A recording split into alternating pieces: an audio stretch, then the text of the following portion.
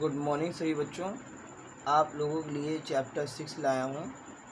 Chapter 6 physics का है, जो सरल परिपथ में है, जो 22 इसके क्लासेस से है। तो पहला चैप्टर, दूसरा चैप्टर, तीसरा चैप्टर, चौथा चैप्टर, सारे चैप्टर मैं डाल चुका हूँ। अब आपका छठवां चैप्टर जो है, तो छठवें चैप्टर में जो पहली हेडिंग है, वो हेडिंग क्या है आपकी? वैद्युत सेल क्या है? तो वैद्युत सेल के बारे में हम बता रहे हैं। वैद्युत सेल क्या है? वैद्युत सेल बेटा एक युक्ति है, एक ऐसी युक्ति है जो रासायनिक ऊर्जा को वैद्युत ऊर्जा में बदलती है। वैद्युत सेल के बारे में बात करें तो वैद्युत सेल एक ऐसी युक्ति है जो रासायनिक ऊर्जा को, इसमें रासायनिक ऊर्जा को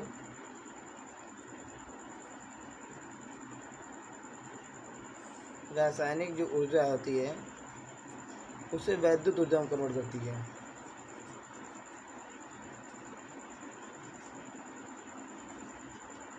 रासायनिक ऊर्जा को वैद्युत ऊर्जा में परिवर्तित करती है।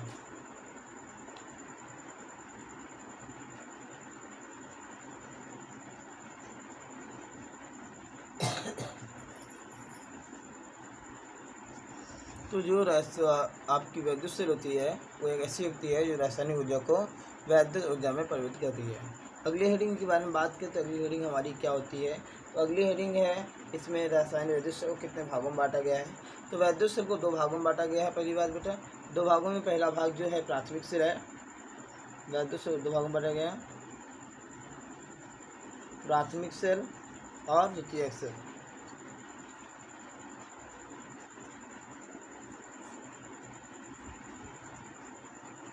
द्वितीयक सेल में 2 सेलों में बांटा गया, प्राथमिक सेल और द्वितीयक सेल में बांटा गया है।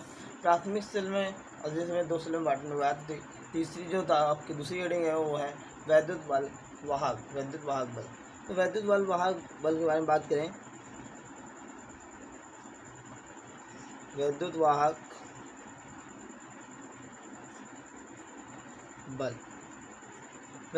बल क्या होता है? वैद्युत वाहक बल के बारे में बात करें, वैद्युत बल वाहक जब कि कूलॉम आवेश को, जब कोई कूलॉम आवेश को सेल द्वारा किसी कूलॉम आवेश को अगर सेल के सहित संपूर्ण परिपथ में धारा प्रवाहित करने हेतु, जब किसी कूलॉम आवेश है, कोई कूलॉम आवेश क्यू है, उसको अगर हम किसी परिपथ में धारा प्रवाहित करें, है ना, धारा प्रवाहित करते समय जो हमारी ऊर्जा लगती है,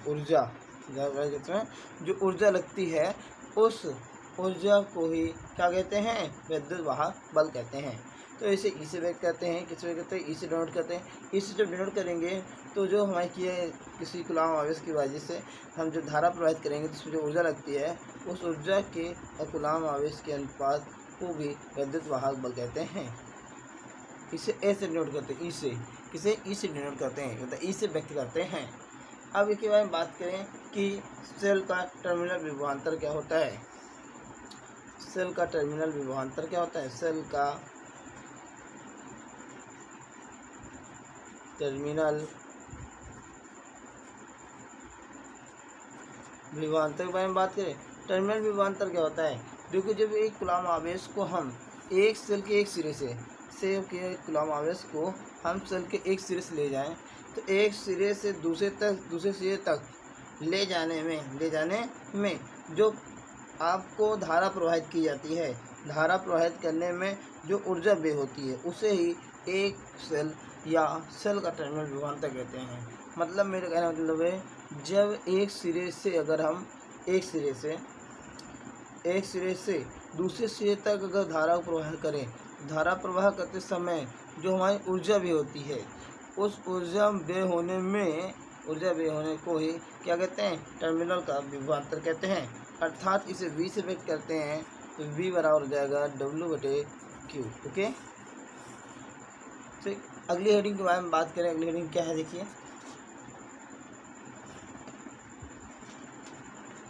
अगली हेडिंग के बारे में बात करें तो अगली हेडिंग हमारा सेल का आंतरिक प्रतिरोध। सेल का आंतरिक प्रतिरोध क्या होता है? सेल का, उसके बारे में बात करते हैं, कैसे क्या है। तो उसे फिर आपको हम सेल का संयोजन बढ़ाएंगे, श्रेणी क्रम, समांतर क्रम और उसके बाद मिश्रित क्रम, 3 क्रम होते हैं आपको संयोजन में। फिर किरचॉफ के नियम और किरचॉफ के जो नियम, प्रथम नियम, द्वितीय नियम, जो इस समय हम आपको इनके बारे में भी बताएंगे। तो हम ये आपको ड्रॉ करते हैं और किरचॉफ के नियम में जाते हैं। किरचॉफ के नियम आपको समझा रहे हैं। किरचॉफ के नियम जो वेरी वेरी इंपॉर्टेंट है।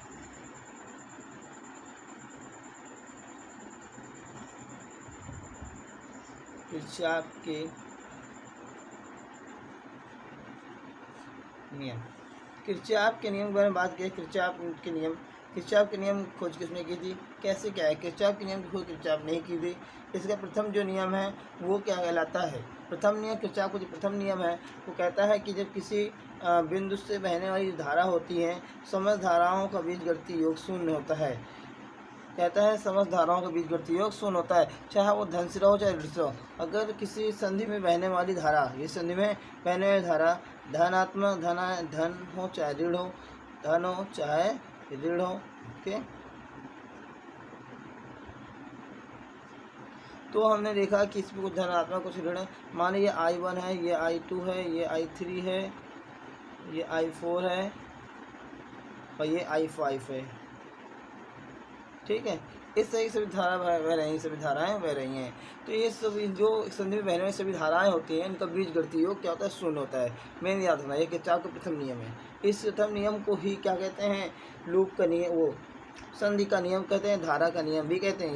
इसे दो नाम से भी जाना जाता है। पहली बात धारा का नियम भी कहते हैं, इसे धारा का नियम भी कहते हैं, और इसे ही संधि का नियम भी कहते हैं। संधि का नियम भी कहते हैं इसे धारा नियम, संधि का नियम भी कहते हैं। इसमें क्या है कि जब इसमें बहने जो धारा होती है, सब धारा का बीजगणितीय योग शून्य होता है। अर्थात देखते हैं I1 plus I2 plus I3 plus I4 plus I5 बराबर 0। अब यहाँ पे देखा है I1 तो चलो बाहर की ओर जा रहे, तो यहाँ पर ये माइनस होगी। I1 कहाँ हुई? माइनस की होगी। I2 प्लस की सही है। I3 बाहर की ओर जा रही है, तो ये आपकी कितनी होगी? माइनस में होगी। I4 कहाँ की ओर? बाहर की ओर जा रही है। I4 भी आपकी क्या होगी? माइनस में होगी। और I5 अंदर की ओर है, तो ये आपकी कितना होगी? ये आपके अंदर की धनात्मक धन होगी। तो इसमें जो I1 I3 I4 है, ये ऋण है, इनको उधर तक भेज देते हैं, तो हो जाएगा I2 प्लस I5 बराबर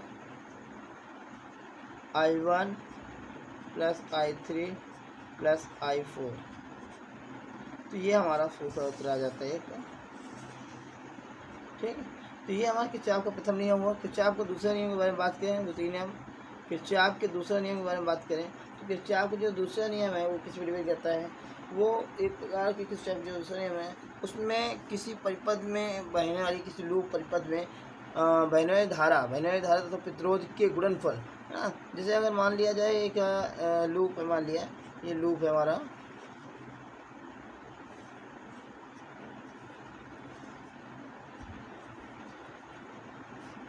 ये लूप है, ये लूप में ये धाराएं बह रही हैं। I1 मान लो, इसमें I2 मान लो, इसे I3 मान लो, है धारा बह रही। यहाँ पर ये क्या है? R1 R2 और ये R3 है। तो ये प्रतिरोध है, ये हमारा क्या है? वैद्युत वाहक बल है, E और E, मतलब E1 और E2।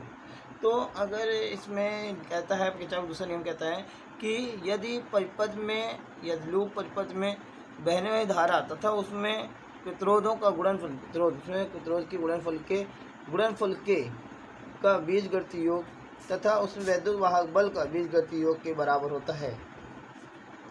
तो बीजगणितीय योग IR बराबर विद्युत वाहक बल E के बराबर होता है। तो ये नियम है लूप का नियम। इसे लूप का नियम भी कहते हैं, लूप का नियम भी कहते हैं, किरचॉफ का लूप नियम या वोल्टता का नियम भी कहते हैं। ओके बच्चों, आप लोग समझ में आया हो तो आप इस चैनल को सब्सक्राइब करिए, शेयर करिए और उन बच्चों तक पहुंचाइए जो तैयारी कर रहे हैं। कंपटीशन के बच्चों लोगों के लिए भी हम मैथ के रीजनिंग मैथ और मैथ दोनों पढ़ाते हैं, उनको भी शेयर करिए। जय हिंद, जय भारत।